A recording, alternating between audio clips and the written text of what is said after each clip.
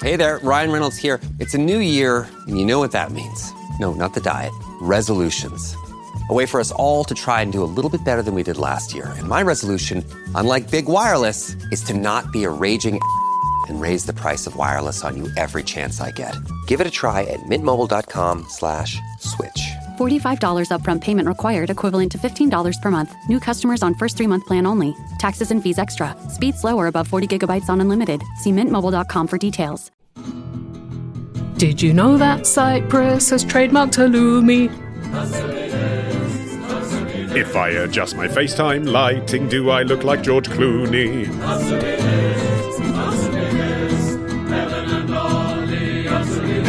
Last episode, we heard from Seabrand, who has a problem with their father's enormous toaster collection. Yes, too long, don't listen. Her dad has loads of toasters. She's So not many. sure how to cope with them from New Zealand if and when he passes away. In British Columbia. Correct. You suggested that the family set up a toaster museum. Seabrand has got back in touch to say, my dad actually does have a toaster museum in my stepmom's restaurant. We have corroboration of the toaster museum because we also had an email from Claire in Edinburgh who says, I think I've been to the northern British Columbia toaster town you mentioned. And she sent some photos because Claire had breakfast at Seabrand's stepmom's toaster museum and cafe. We assume, unless of course there is a rival toaster museum and cafe in a rival British Columbian town, in which case it proves the business model, I would say, anyway. No, I'm pretty sure it's this one. Claire says from the poster on the wall, it seems that Seabrand's dad is still on the hunt for more toasters. The photo Claire took of the wall shows there's a sign saying wanted toasters. And I think that means he wants toasters, not the toasters are wanted for crimes. And then there's many pictures of the toasters that he wants. So he's specific. I read a fascinating thing the other day, actually, about the history of cold toast being a class thing in this country. Oh. You know how aristocracy are always kind of like, you know, they have those special stands to hold their toast in and then they Toast eat it when rack. it's not really hot anymore. Yeah. The reason for that is because if you've got people serving you, then by the time it comes up from the kitchen, it will be cold. So actually, the posher you were, the colder the toast was you had. And rich people never realised how nice toast is straight out of the grill. They never had that experience. Not even grill, like toasting fork over fire. Yeah, exactly. Yeah. But the poor people who were sitting by the fire, they'd know the delight of butter straight onto hot toast. Claire also drops in a little fact that I was interested in. So she went on this big 3-week road trip around British Columbia and also crossed the border into Hyder, Alaska, where Insomnia, the Christopher Nolan film, was filmed. I have not seen that movie since it came out in Same. 2002. I remember thinking I'd be intrigued to see it again. I'd be semi-intrigued because I think that was the last time I enjoyed a Christopher Nolan film. She says one local restaurant owner had nothing but good stuff to say about Robin Williams and all he did for the town while he was there, but declared that Al Pacino was a poop, which instantly became a family catchphrase. I don't remember the plot of the film, but was Al Pacino playing the poop in that scenario? Because he is a method actor, isn't he? Maybe he walked around being a poop because he had to portray a poop. He played the poop emoji in the Emoji Movie. That could be true, for all I know. I guess, yeah, I haven't seen it, to be fair. Here's a question from someone who, for anonymity purposes, would like to be known as Paula. Paula says, every morning I wake up, look outside, and declare it another glorious day in lockdown. Then I go outside to soak up the glory, but I am plagued by my next-door neighbour's children's screams all day, every day. Ooh. Now, I know I'm being a dick by saying it's annoying. After all, they're only 2.5 years old, but if the neighbours were playing loud music all the time, then most people would agree that's annoying, right? My girlfriend is working from home and has to sit with the windows closed as it's so loud. So, Ollie, answer me this. How do I politely ask them to shut the fuck up? Does she mean ask the 2.5-year-olds to shut the fuck up or the neighbours who are in charge of them? Yeah, if she means the former, then she could certainly work on a politer version than that. Do I even have a right to ask them to shut the fuck up? I should add that yes, I wear noise-cancelling headphones and I can still sometimes hear them. Okay, look, Paula, I mean, 2.5-year-old children make noise. There's not much that can be done about that doesn't to some degree qualify as abusive. And I want you to know, as a parent, when the shoe's on the other foot, when you're thinking that your child is making the noise that might be obstructive to other people, it can be mortifying. You don't really want to have to think about that when they're running around free and having fun, especially in their own garden. But you do feel those glares of judgment. And what I usually try and bear in mind myself is I think, well, the person who's complaining, you have been a child yourself in the past, so you have made noise. Oh, I didn't make noise as a child. Because no one gave a shit. Who are like, shut up until you're 21. And I do think it's very difficult to really chastise a child for making noise. Yes, I agree. However, this is a slightly different scenario that we're in at the moment, where you can't go anywhere else, and neither can they. So I would suggest the following white lie. I would suggest passing your neighbours a note through the letterbox or chatting to them informally over the fence, don't know what your relationship's like with your neighbours, saying that at a particular time. So, for example, Thursday at 4 p.m. On Thursday at 4 p.m, I'm doing a really important work call. At that particular time, for that particular hour, because it's a really important call, for example, would you mind not letting your kids outside during that 1 hour window, just because I can hear them in the background of the call and it's a bit distracting? And judge how the neighbours react to that preliminary request. Because it could be the gateway to, oh my God, we didn't realise that they were disturbing your work, how awful, we'll try and keep them quieter all the time. Or it could be, fuck you, don't tell me how to look after my children, in which case, there are different things that you need to look into doing. So that would be my first step. Uh-huh. Second step would be, buy the kids a gift which has to be played indoors. What would that be? Doll's house? Yeah, Doll's house, good one. Large train set, jigsaw. Something that you don't want lots of pieces outside. And then, it's a generous act that you're doing. The parents will feel that you've given them something to take them off their hands as well, but they'll be forced to be indoors. I presume also that if it's annoying you, it's probably annoying the parents even more. I don't know, you become slightly immune to it. As long as they're making noise somewhere that isn't in your face, that can be enough sometimes. I suppose you lose several registers of hearing. Or if you can't silence them, join them. Like my brother's child decided to learn violin from quite an early age. And violin's a tricky instrument, particularly in the first few years. It's hard to make that thing sound nice. So during violin practice, my brother would play guitar, and the violin instantly sounded a lot less screechy and painful to listen to because it was like there was some structure to the noise. So maybe Paula could go outside with a tambourine or something and put in some beats. And if that was a Richard Curtis film, then obviously they'd end up unwittingly becoming a band, wouldn't they? And at the very least, it'll be a cute local newspaper story. Have I told my Gloria Hunniford story? I mean, my feelings for Gloria. You've piqued my interest. I don't believe so. I've not met her, but it's about a time in the mid-90s when Gloria Hunniford got into trouble.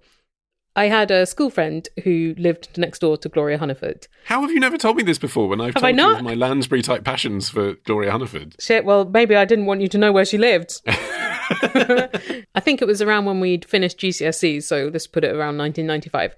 One night, Gloria Hunniford had a big party, and there was some really hilariously bad music at the party. So my friends and I went into the back garden of my friend's house next door and sang along to it because it was funny. And then a few days later, there was a lot of upset in the local papers, like Gloria's loud party, neighbours furious. And Gloria's defence was, not all the neighbours hated it. The ones next door enjoyed it so much they even sang along. That's great. That was my first taste of fame. Touched by glory. Well, untouched physically. Yeah. We touched her life in a positive way. No, but that's interesting. It's also just for me, just the furtive excitement of a Gloria Hunniford party. What was that? What was going on behind those doors? Who was there? I'm imagining Terry Wogan doing lines of coke off Gabby Roslin now. Jason Donovan falling over. Donny Osmond prancing around with an animal mask on and nothing else. It's quite a high fence, so unfortunately I couldn't see anything. But it was about the most showbizy, decadent thing up to that point in my life, and for many years after. That's great. You're welcome. I could end the show here. A new Gloria Hunniford anecdote. Right, we've had another question now in the tradition of, what are those seaside face holes called? It's from Jessica, who says, I swear this had a proper name, like a Galvani machine or a Tesla machine or a Volta machine, but the internet apparently has absolutely been scrubbed of this information and refers to it as a plasma lamp, a ball and a globe. Really suspicious. But Helen, answer me this. What is this mad lightning globe that you touch and the lightning comes to you called? I'm not sure that's an elegantly written question, but I think we know what she means. It's the Science Museum thing, isn't it, where you put your fingers on the globe and it goes bzzz. Yeah, it's like a dandelion clock made of light, and the Innovations catalogue used to sell them. The Innovations catalogue. Oh, that and a Honeyford party, I'm happy for the day. Oh, God. Did you ever have one of these lamps? I didn't. I had a lava lamp, which I know isn't at all the same thing, but I suppose they're both kind of basic science dressed up as aesthetics, aren't they? And I felt like the lava lamp and the plasma ball thing we're discussing, you couldn't have both. I think you only want one novelty light, probably. That's right. In your room. So lava, or one of those ones that's like a spray made out of fibre optics.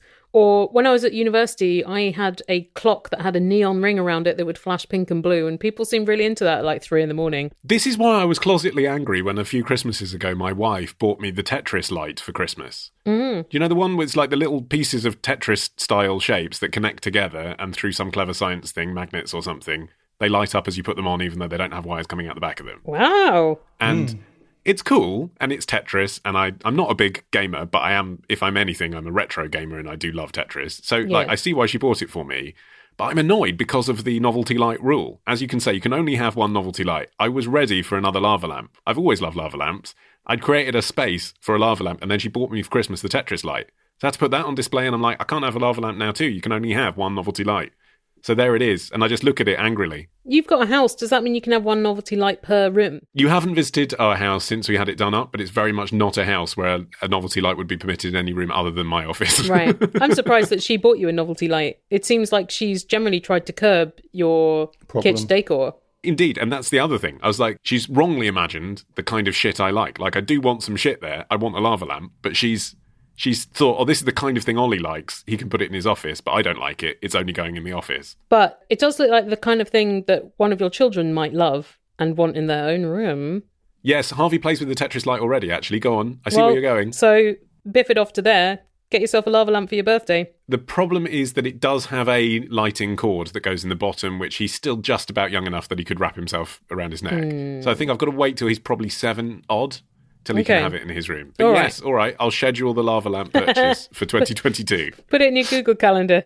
Do you know that they cost £80 these days? Lava lamps? Yeah. Well, I think they cost about 40 quid 20-something years ago, so is that above inflation? I think that's a steep rise, yeah. I mean, it's equivalent to probably property prices, but it's definitely above inflation for like Mars bars, yeah. Where are you getting your lava lamps? Foxtons? It's calling, given that it's just a bottle of wax with a light bulb under it. It's so beautiful, though, isn't it? I could just watch that all night. I mean, obviously I couldn't. I'd rather have Netflix, but I could if, push came to shove. What about if you just let milk curdle for long enough and then watch the blobs go up and down? Put a candle underneath it. Beautiful. Ah. Anyway, these machines, what are they called? Yeah, well, I found it weird that there's not more that I could find online about these lamps, because I'd imagine a lot of people are fans of them, or at least they're like, oh yeah, those things. So the internet, I feel, has failed us all. Generally, the consensus does seem to be that they're called plasma lamps or plasma globes. And I asked Martin because I thought this is the kind of shit Martin would have had when young. Never had one. But you said that you'd only heard them called plasma lamps and not like Galvani lamps. Or plasma globes, yeah. I've never heard them called those other things. It's a little bit like a Van de Graaff generator in terms of appearance, but those are much, much, much bigger, I think, and more dangerous. No, but hold on. You've got a PhD in physics, so what would you call it? Like, if for some reason this came up in one of your university classes or whatever, what would people describe it as in that setting amongst physics professionals? It has no practical use I can think of in physics. Like, it is an ornamental item. You say it's sort of basic science dressed up as ornamentation, but really, it's really the other way around, isn't it? It's like it looks pretty, but you wouldn't use it as a piece of equipment. So yeah, I think physicists would just call it a plasma globe. I wonder also whether it was something like Nikola Tesla invented this thing, basically, which is why it's sometimes called like a Tesla ball or a Tesla globe.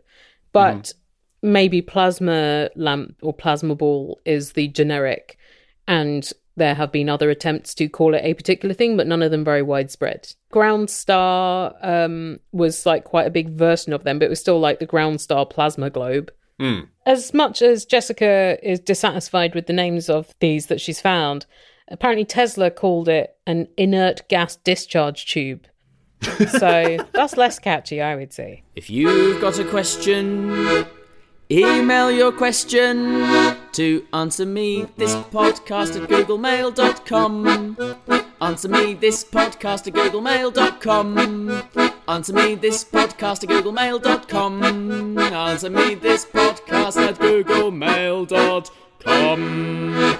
So, retrospectors, what historical events are we ticking off on this week's run of Today in History? On Monday, the anniversary of the day Ozzy Osbourne and a bat came face to face on stage. On Tuesday, we go back to the future with a potted history of the DeLorean. On Wednesday, why is the Pope guarded by those guys in floofy hats? On Thursday, how the Rock and Roll Hall of Fame ended up in Cleveland. And on Friday, was Henry VIII really an asshole, or was it just the result of a jousting accident? We discuss this and more on Today in History with the Retrospectors. 10 minutes each weekday, wherever you get your podcasts.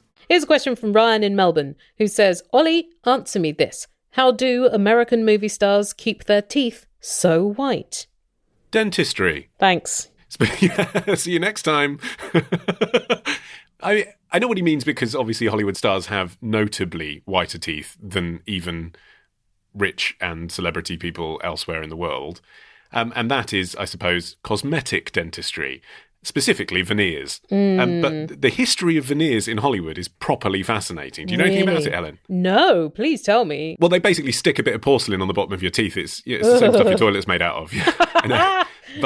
But I thought that was a relatively recent thing, naively. Like, I thought that was maybe post-Julia Roberts, pre-Simon Cowell. But no, veneers have been around since Hollywood, essentially. Wow. It all came out of a dentist called Charles Pincus, who opened a practice on Hollywood and Vine in 1929 and wrote in a newsletter at the time, "The camera is cruel in its relentless exposure of the slightest flaw in the mouth. A tooth turned even slightly out of line casts a shadow before it." Isn't that beautiful? Then he decided, what I'm going to do is file your teeth down to nubs and replace them with toilet. He realised there was a vacancy to be the Hollywood dentist, because in the silent movie days, it was all about basically their bone structure and how beautiful they were. But in the days of talkies, which came about in the 1930s, late 1920s, people had to open their mouth and talk. And it was killing careers because their teeth just looked shit on screen. And he realised that this was coming down the track and actually became the dentist first to Joan Crawford, who had root decay. Oh. And he capped her front teeth. And then James Dean, who had no back teeth, apparently. Wow. And over time, he got loads of celebrity clients. So Montgomery Clift, Fanny Bryce, Mae West. The big one, though, was Judy Garland. And the reason she was the big one was because of what happens in The Wizard of Oz. So you have that moment where it goes from black and white to Technicolor. And essentially, that is widely credited as the moment that America decided that that was the look, the teeth. Because when it goes colour, she starts singing Over the Rainbow and her teeth look magnificent. And that was his work. Those were his early prototype veneers in The Wizard of Oz. Wow. Did he give her rainbow teeth? No, but it was just like, it was because it was the moment where the whole audience went, wow, it's colour. That was like, it's like for the first time they're seeing this huge vision of beauty in front of them, Judy Garland's teeth. And he was then taken on as a consultant by the Factor brothers of Max Factor Cosmetics. What? Their surname was Factor? And developed with them this mixture of powdered plastic and porcelain, which is veneers. And ever since then, basically, that's been the American look. It's about Hollywood wanting to look like those Hollywood stars, but then more broadly, of course, the general public seeing that as the idyll of beauty. It's interesting as well when you see pictures of a Hollywood star that you're familiar with now and then their early career, and you think they look really different. What is it? And then often it is just their teeth are a completely different shape now. Yeah. So it's like not even really about the colour as much as it is the shape.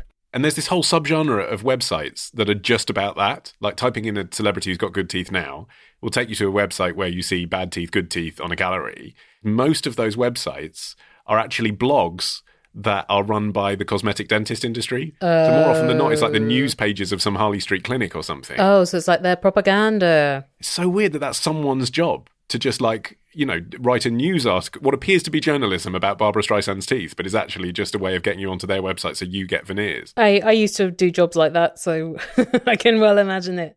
Do veneers stain? Eventually, but only after a long period. I think they last 10 to 15 years. And that's the problem. Like people say, if you get the cheap ones, if a dentist says, I can do you a veneer at £200 a tooth, don't take it because they will stain and they'll fall out. Right. So, but if you get the expensive ones, then they're like top grade toilet porcelain. Yes, but then the problem is, you know, if you've gone for the look where they looked perfect, then you've got to keep them looking perfect. And that's when you get the freakish, that's when you get the Simon Cowell thing, isn't it? He's obviously getting his teeth done every year. And that's when it's like sparkly clean. It's just bizarre. Well, I think the ones who are really good at it make them look natural. So they make them not look the brightest white. They make them look like a shade a human could generate if they had really good teeth naturally. Like, I haven't checked, but I bet Tom Hanks has nice teeth that look like a natural person's nice teeth. But they also do tooth bleaching, don't they? But the problem with that is that it can make your teeth very sensitive and like they can stain very easily after the process. Also, if you've had any fillings or caps or anything like that, those are colour matched to your old teeth. And then if you put a chemical on them, they either stay the same or they go some weird bleachy colour that isn't the same as the ones that you're naturally bleaching. So got to be careful with that, because I've done that. I've used the bleaching strips, but I've got 2 fake front teeth because I smashed my teeth out when I was a kid. Yeah. And so they are colour matched to my slightly yellowing British teeth. So if I go dazzling white on the others, I've then got Bugs Bunny style 2 very clear front teeth that are different colour. You have to Tipp-Ex them in. Yes, exactly. Can I quote Pincus for a second time, just because I think this is amazing? I would love you to.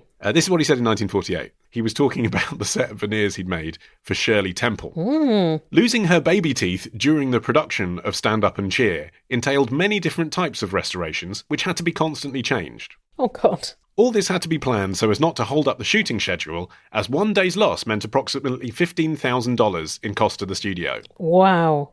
I mean, that just tells you so much about Hollywood, doesn't it? You've got a 7-year-old who's naturally losing her teeth, and they created a set of fake veneers, and if they were slightly out of line, it cost $15,000 a day for them to overrun.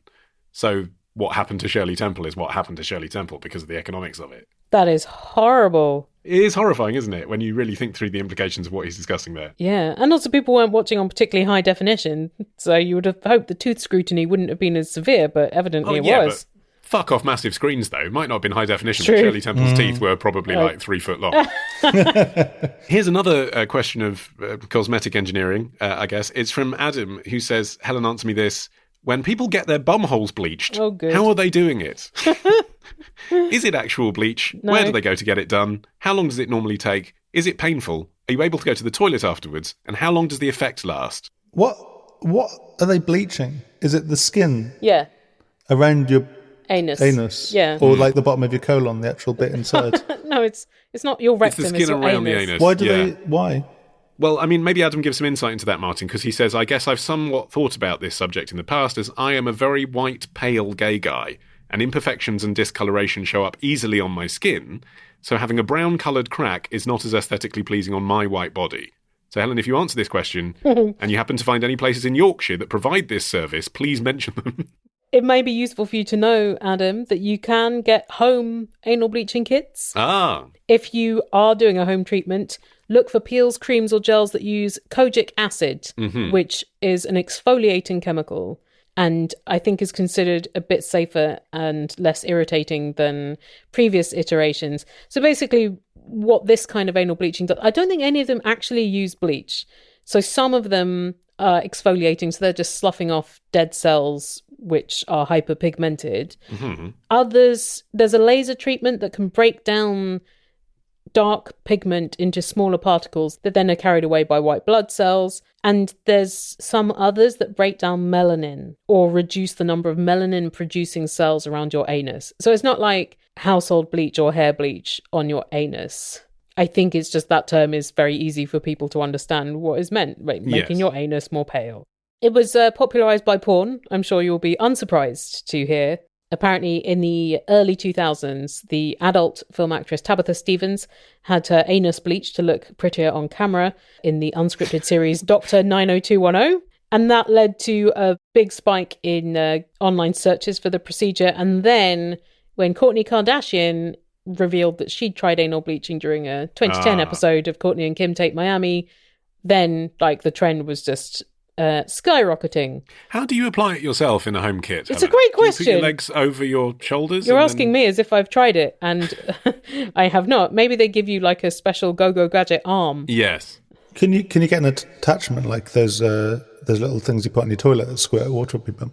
You wouldn't want it to go in the wrong place or on the wrong anus. How many anuses do you have? If your mum came over for a cup of tea, you wouldn't want it to bleach her anus, for instance. The problem is with the home treatments that it is more imprecise than a professional doing it. So the chemicals tend to be less strong than in professional treatments, but there's more likelihood that you'll get it up inside your anus or on other parts of your body, and it will cause a lot of irritation, or you'll put on too much. And then you'll end up with a whiter anus than your skin, so it'll look like Santa Claus anus. You could end up with scarring that causes you permanent problems, because anal strictures can prevent the anus stretching properly during your bowel movements, and that can be a bit of permanent damage. The other problem is that you have to have quite a lot of treatments for it to work. Oh, yeah. I think it takes a few treatments to see any difference, and then you have to keep it up. You have to do treatments every few months. But the professional ones are hundreds if not thousands of pounds, depending on what kind really? you get. I think the laser ones are more expensive. So, but they're not permanent, presumably? No, because your skin is getting darkened again, and it's not just by poos. Lots of daily activities cause friction, like movement, walking, running, sweating, sex, and the friction increases the skin pigmentation. So there's nothing really you can do to stop getting increased pigmentation in the first place. Maybe people should just accept a darker anus. Yeah. I mean, I have, and I'm happy with that decision. I have just not thought about what colour it might be down there. It's fine. I mean, live your life, obviously. Like, sexually be into whatever you're into. But I do think particularly the anus is like out of view, isn't it? Like we sit on it, you can't see your own. Like to actually look at someone's anus, like properly look at it, not just penetrate it, but actually look at it. They have to be bending over in front of your face. You're choosing to do that at that point. Or sending you pictures, I guess. I suppose. I'm just glad that Shirley Temple lived in the 20s. We don't know what went on with her anus. Helen, how many minutes should I bake a cake for before it gets all burned and dry? Ollie, how many onions can I slice before my eyes start to cry? And Martin, how many sausages would you like for your evening meal? If you answer me these, I'll be very pleased. That describes how I feel. Thanks very much to our new sponsor, the Great Courses Plus, which is a library of online courses that you can do wherever you are, which is quite handy at the moment if you want to educate yourself or amuse yourself. So you can choose the subject that you're interested in, and just like on a video streaming service, you can pick up where you left off, whatever device you're on. So you can be cooking in the kitchen and carry on listening to the lecture that you started in the living room, which was about Michelangelo's art or whatever. Yeah, or dog training. There's a wide range of subjects available. They've got a lot of courses about literature and language, which I was drawn to, but then I got sidetracked by one called Math and Magic, which is 12 lectures by a mathemagician, because I have no idea at all about how magic tricks work. And I like the fact that there's a lot of boring logistics behind them. I'm very interested to find out more about those boring logistics, about shuffling and card counting and stuff like that. Yeah, and the people who are hosting these lecture series, they are genuine experts. They're people who have worked with National Geographic or the Smithsonian. Or from the Mathemagician Institute of Mathemagic. I've been watching one called The Real History of Secret Societies. Ooh, conspiracy theory. Well, no, I guess I chose it because, well, for a couple of reasons. One, because there are so many conspiracies. You're never far online, are you, from someone talking about the Illuminati or, the sinister forces or whatever bullshit they've come up with.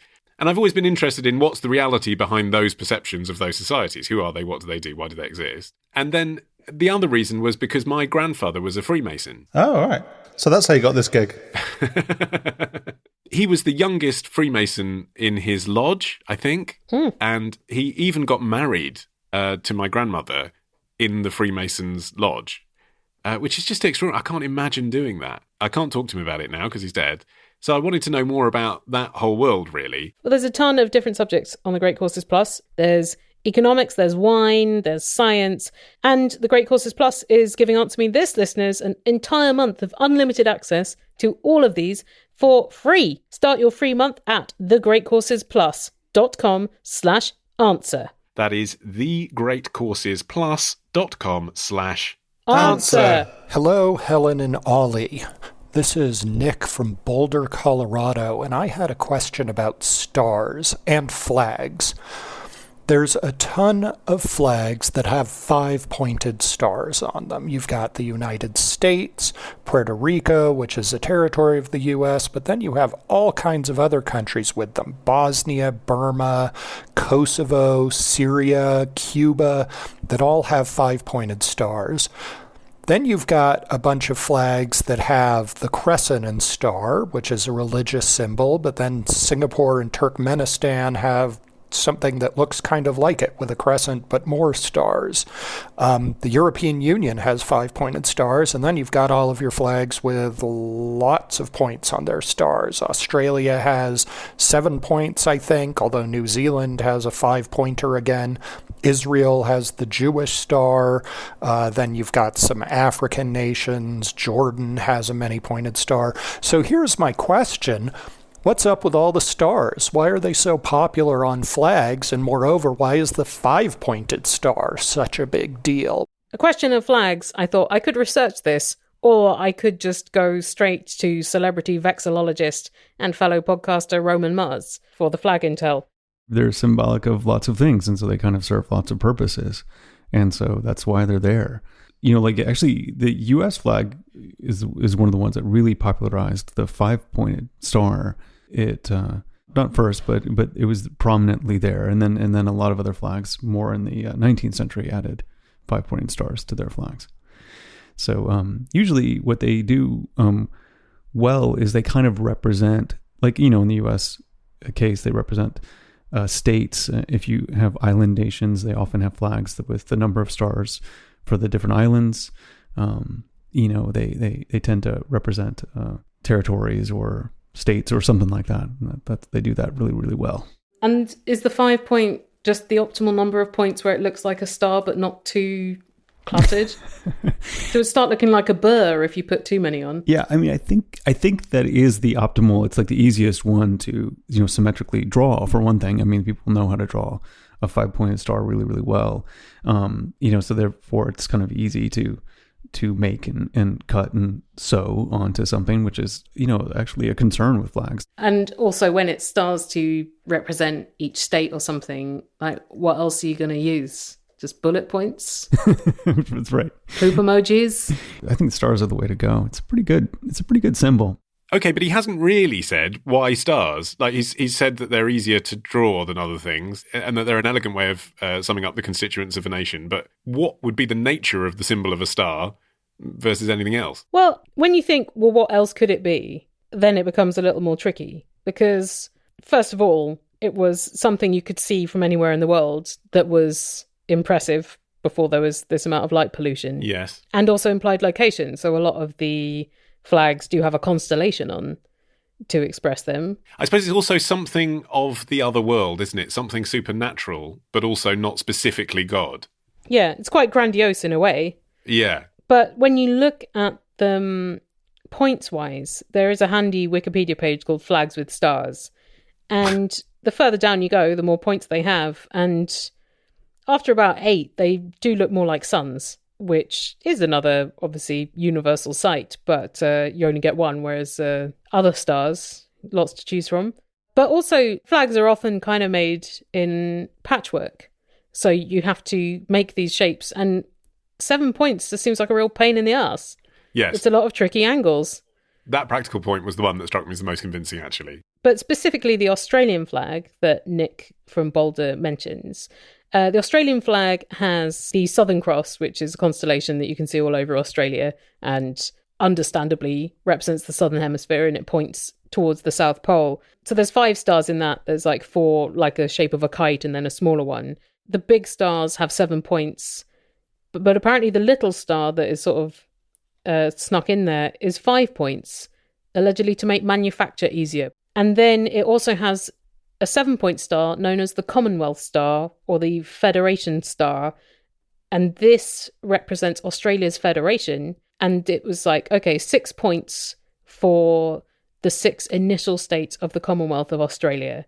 And then they added a 7th for Papua New Guinea, which is independent now, but they kept the 7-point because it's like, well, any other territory that Australia might snaffle in future. And then you get a lot of retcon as well with stars, where you get a flag where it's like the point represents blah-de-blah and bullshit, but it seems clearly just tacked on at the end. Hi, Helen, Ollie and Martin the Soundman. It's Lucille from Lewisham. Recently I noticed that pucker pies, pucker teas and pucker notepads all share the same name, Pucker. I'm assuming that they're not made by the same company, although that would be fun to find out. Answer me this, what is the relationship between the name Pucker? They are not related. The pucker pies originate from 1960s Leicestershire, founded by husband and wife team Trevor and Valerie Storer. The original name was The Storers Homemade Pies. Pucker Pad was founded in 1999 by Chris Stott, so some 30 years later. And then Pucker Teas originated out of Pucker Herbs in 2001. So again, 2 years after Pucker Pad, completely separate. They were set up by two guys called Tim and Sebastian.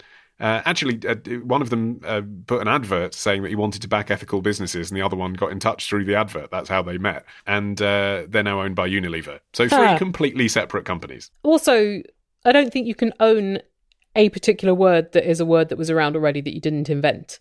Well, evidently. So you couldn't set up another Pucker Pies, but there's no reason why Pucker Pies and Pucker Pads can't be separate businesses. For international listeners who perhaps aren't clear on this, I think we should say Pucker Pies are pretty much like you get them in the fish and chip shop. They're savoury pies. They're not like fruit pies. Meat or chicken.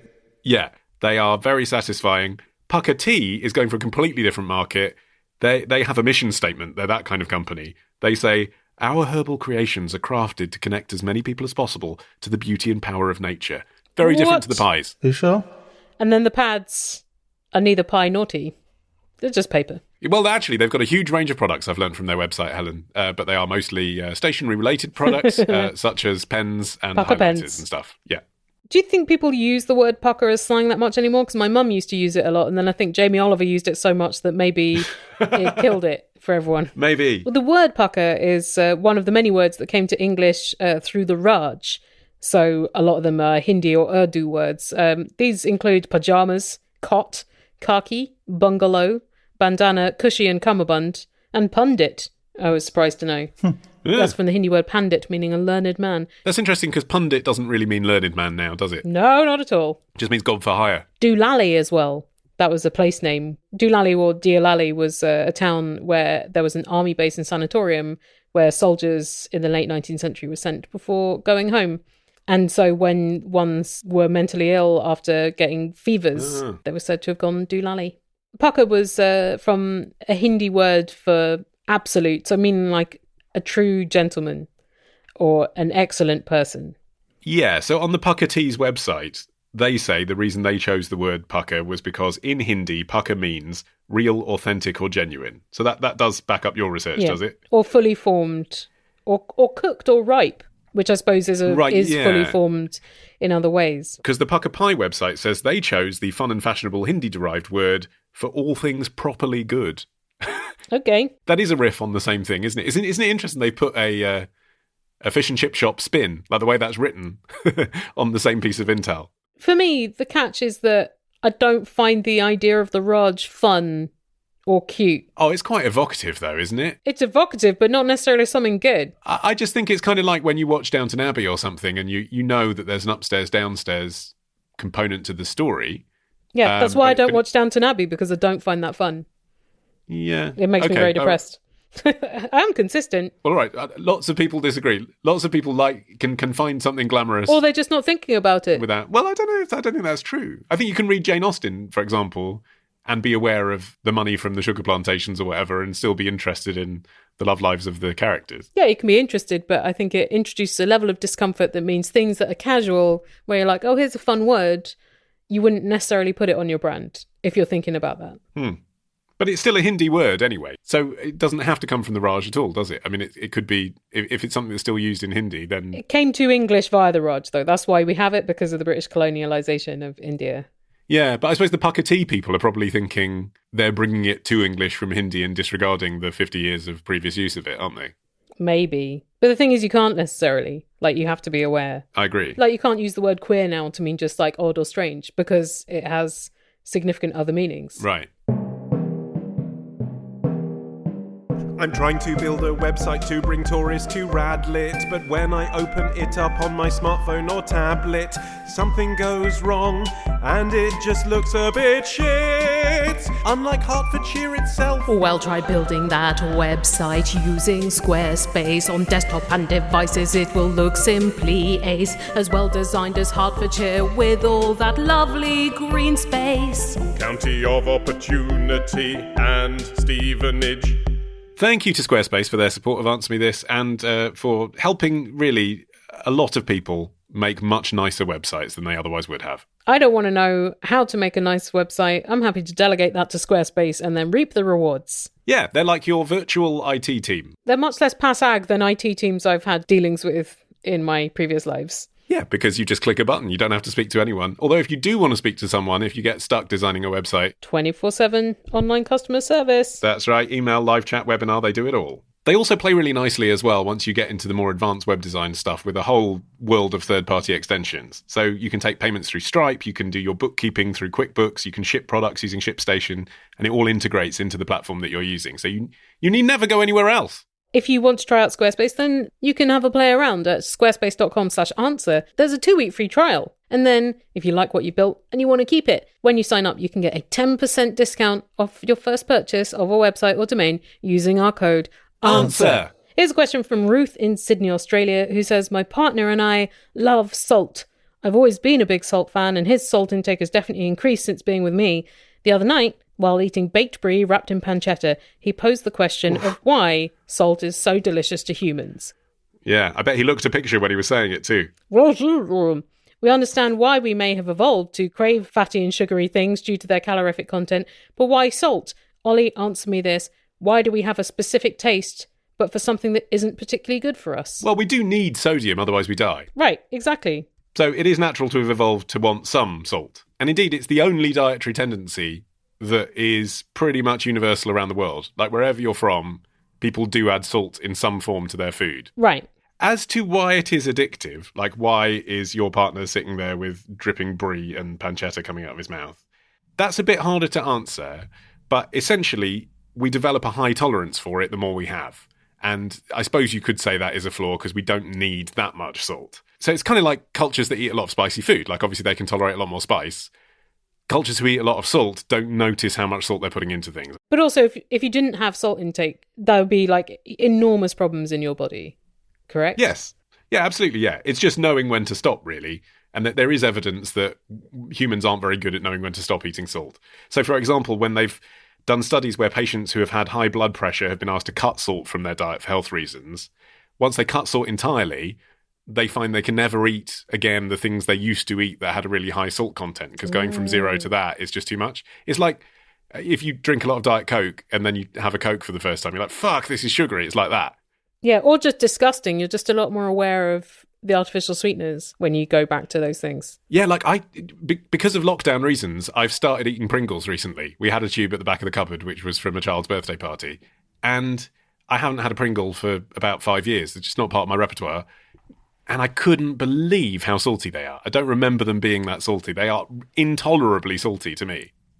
Yeah, you can retrain your palate quite quickly. I think just a few weeks to accept less salt and use other seasonings. Yeah. Like pepper or chili or other spices. So while salt is essential, you only need like a teaspoon of salt a day, which is really not that much. Although some people actually can't train themselves. So apparently there is a subset of people who are the people that have a gene variant that boosts bitterness perception. Oh, interesting. That are the people that arguably, possibly end up having heart attacks because they're not eating enough green veg. So people that have had heart attacks that also have that gene variant, they've been studied. And it showed that that group are more than twice as likely to eat more than the recommended daily minimum amount of salt. But they're no more likely to eat sugar or saturated fat or alcohol than everyone else. So there does seem to be some common thing there that if you've got a low tolerance to green vegetables, you'll also not notice how much salt you're putting in stuff. Right. Interesting. Another question of food on the phone line. This is Gail with a question from Ripon in North Yorkshire. I'm wondering why British raisins are covered in oil. You look at the ingredients and they invariably have sunflower oil or palm oil. So they're 99% raisins and then 1% oil. Why is this? I come from California originally, and in California, raisins don't have oil on them. It's not loads of oil. No, you'd expect from her question, covered in oil, she said. Like, you'd imagine barrels of raisins with, like, a layer of oil on, like at Borough Market olives. No, not like that. No, hardly noticeable. It's just a coating to stop them sticking together in the packet and also to limit degradation so that mould doesn't grow on them. Can't all live in California, Gail. It also may be that they are oily in California, but Gail didn't look there. It's just when you're abroad, you're a lot more sensitive to other countries' things and thinking, is this different? But you never thought to look at home. Well, I think it is possible that in the production of some California raisins, they do use oil, but they don't write it on the packet. So it's such a small amount that I don't think it qualifies. Or it may just be that food labelling laws are different here, and that maybe in California you don't have to disclose a tiny amount of coating oil. Well, also in traditional raisin production, if you've got a farm which is making other things, putting a light coating of oil on them, I presume, would make them less interesting to other animals on the farm when they're drying in the sun. Because otherwise they'd just get eaten, wouldn't they, if they were just out? Well, I read the highlights of a 1970 paper about insect infestation on oiled and unoiled raisins. Just the highlights? Why not the whole thesis? Yeah, well, I'll go back to it later as a treat. They packed some with and some without oil and exposed them to insects. And both kinds became infested, but after 3 months, raisins that had been treated with oil contained half to 2/3 as many insects as the unoiled raisins. And raisins with a double treatment of oil contained 1/10 as many insects. Wow! That's great that you've actually found something vaguely academic that backs up a thing that I just had as a hunch. So hopefully that will be some comfort to Gail. 10% as much insect content. I'm an Answer Me This fan. I listen with my nan. She is not so keen. She finds it too obscene. I follow them on Twitter, though Ashton Kutcher's fitter. I want to take things further, just one step short of murder. I want to look like Ollie Man. I want to smell like Ollie Man. I want to be like Ollie Man. I want to chase like Ollie Man. I want to look like Ollie Man. I want to talk like Ollie Man.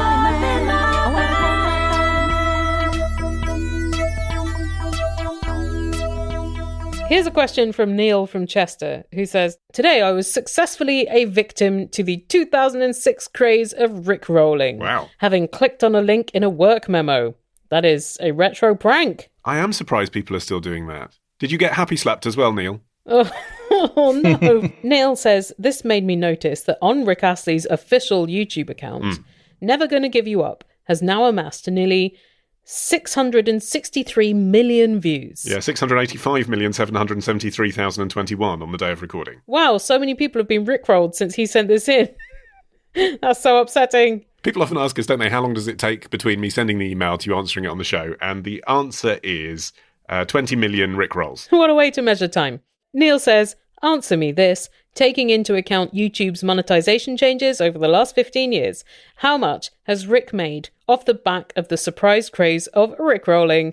And is it likely to have eclipsed his earnings from his actual musical career? Okay, well, it will be unsurprising to you probably to know that information about exactly how much money he has made is not public domain information. However, the question of is it likely to have eclipsed his earnings from his musical career, that depends how you interpret that question.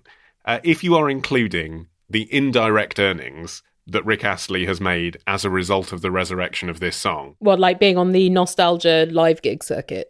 Yeah, I mean, bear in mind, his career was over. He was retired in 2006. He's now a touring artist in usual times with a #1 album in the last 5 years. You know, he's a big deal again. That's all happened because of Rickrolling. He was on like the bloody BBC New Year's coverage this year. So like either the last song I heard in 2019 or the first song I heard in 2020 was fucking Never Gonna Give You Up. At least he knows he's got the hit though. Do you know what I mean? Like, I admire the fact that he is putting out new music for people that are fans, but also he would never not play that song. You know, he's not going to do a Radiohead. He's never going to give it up. Yeah. So, I mean, if you include all of that, you know, he's had radio shows, he's gone on tours, he's an artist again, then obviously, yes, the profits of Rickrolling have eclipsed his musical career, but of course that ties into his musical career. If you're looking, which I guess the question is really asking, at YouTube royalties, well, they are likely to be minimal, even on a massive hit like that, because he is neither the songwriter nor the publisher of that record. Ah. And music videos in general are called promos because they're promotional. The whole point of a music video is people don't really make money out of it being played. The idea is that you're selling the song and the album off the back of the video. So the performance royalty from music video airings is infinitesimally small. But obviously this is the most viewed music video of all time. So it is worth looking at the numbers. The last time a journalist looked into it was after he got to 230 million hits. At that point, they calculated he'd made $12. What? But it is worth pointing out that that was before Vivo existed. So that was before Google had official channels which do give artists royalties. It was someone had uploaded the video from which Rick Astley had been able to make $12. The main page that Neil is looking at, the one that he got rickrolled to, is the official Rick Astley page. He is going to be making some more artist royalty out of that than $12. But, I mean, it's probably in the thousands per year. It's probably that kind of number. But then there's affiliated fees as well. So, for example, you can buy a Never Gonna Give You Up t-shirt from that page. And obviously he's getting a huge cut of that. So it's complicated. Right. It's interesting, isn't it, how little money you make off YouTube or Spotify streams, things like that. Yeah, well, I mean, if he'd written the record and published the record, it'd be a different story. And in fact, this was such a huge hit in the 80s that he said before in interviews he became a millionaire aged 22 just off the back of having sung it. Even though he didn't write it or publish it. You know, it was Stockaken and Waterman who famously, like, the Hit Factory might as well have been called We Fuck Over Our Artists. Like, the whole point was just like, they're gonna create a factory belt of stuff and it doesn't matter who's singing. Like, famously, he was the T-boy. That was the whole point. Like, he was just some guy. But he still nonetheless became a millionaire off the back of this hit. So, I mean, it is a solid gold, massive song. It's on the radio constantly still, isn't it? Is it? I suppose you have worked at Magic, so maybe. Well, I always found it very difficult on Magic, actually, because with other artists, you could tease ahead. They call it hook and tease. So you're going into the commercial break, you want to give people a reason to keep listening. So you have to say a thing like, coming up, we'll play whatever quiz we're doing, and I'll play one of Madonna's biggest hits from a number one movie from 1994. And then you'll think, what movie did Madonna do a song for in 1994? You can't tease up Never Gonna Give You Up. Because as soon as you say, I'll be playing Rick Astley, like, what the fuck else are you going to be playing? You're not going to be playing Angels on My Side, are you? He's got other singles. Just Angels on My Side. And you're not going to be playing it. That brings us to the end of this episode of Answer Me This. But if you want to have a question answered in future episodes, then please send it via email or a voice memo attached to the email. Or you can try our Skype or phone, but they're not that reliable. But anyway, all of our contact details are available on our website. AnswerMeThisPodcast.com. You can also follow links there to follow us on social media, and there will be some exciting Answer Me This news for you in the next week or two. And follow us individually to hear our other work. Yeah, well, actually, I want to flag up a couple this month, but one isn't hosted by me and one is. The one that is hosted by me is The Modern Man, my monthly magazine show, because we've just done one of our annual How to Be a Dad episodes, which is when I chat to the comedians Tom Price and Stuart Goldsmith about parenthood, about all being dads. We've been doing one of those per year since 2015, so you can follow our whole journey from being pre-dads to being now the fathers of 4-year-olds in lockdown, and that's what we talk about in this episode. How do you explain the pandemic to a 4-year-old? What games can you play at home? That kind of stuff. So that is at modernmanwith2ns.co.uk. But if you enjoy hearing me talk to Tom Price on that episode, I've just been a guest on his podcast, which is called My Mate Bought a Toaster, which is where he interviews a guest based on their Amazon purchase history. So I'm proud to say that my episode of that is the longest one he's ever done. He's done 40 episodes.